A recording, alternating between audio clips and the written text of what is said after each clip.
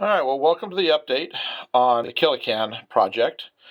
As you can see, it's come quite a ways since the last video, and I'll just be starting and stopping this as I'm going along. I may just, when I get the torso done here, I may stop this video and make it its own, but I haven't decided yet. But anyway, I thought I'd give you a quick look here.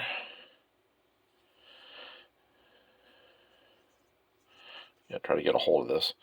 You can see all the rust I'm doing on it, the faded areas.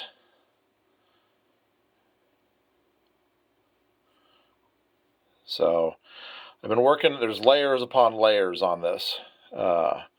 So what I'm going to do next is up here on the top, this ridge that's right here for the lid, I'm going to be doing this, not a checkerboard because it's just going to be one row, but I'm going to do an alternating all the way around the top of the white and blue up here, so that'll look pretty good.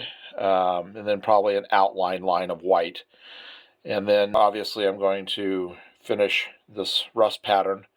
Well, not pattern, but the rusting will be all across the top up here. I've picked out a really good color for the highlight bits. It's a rose gold metallic that I'm going to use on, like areas here in the gun area, on the legs. Let's see here. On the legs, probably between the circular areas, the pivot points, things like that. So, but you'll see that as I'm going along. I'm pretty happy with the rusting, how it's coming out. I am going to go in and highlight a little more of the orangish color on here. Teeth are pretty much done. Really happy with the gradient that happened, the transitions of the colors on the different areas. So, same with up here. This was accomplished by just everything's hand painted. There's no masking, there's no nothing, there's no decals. So all that I did up here to get this kind of a color was the rust I use, I just did a thin water, almost like an ink wash on top of everything to get that white to really kind of fade down to the color that it is here. But anyway, it is, when I update this video, the torso should be finished. Alright, so here's the update. I'll go into a little more depth than I did on the short. So here is where the Killa is sitting right now.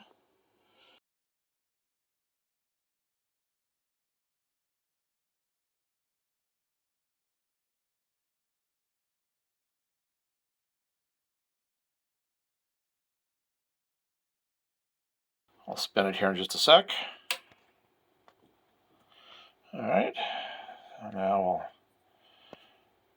show the back area so you can see all those details.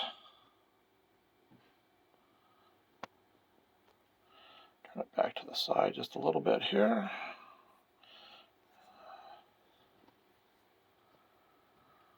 There we go. What you can see here is I've taken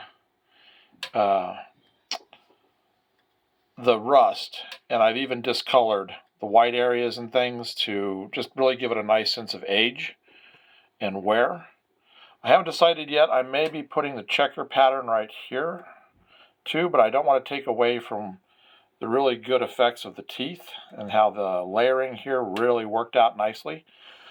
And I've got a little bit of work to do here still. I've dull coated this whole thing, but I need to do some area work around the toes, the claws here, and I may do some more light highlights up here, some right along maybe some of this front edge right here.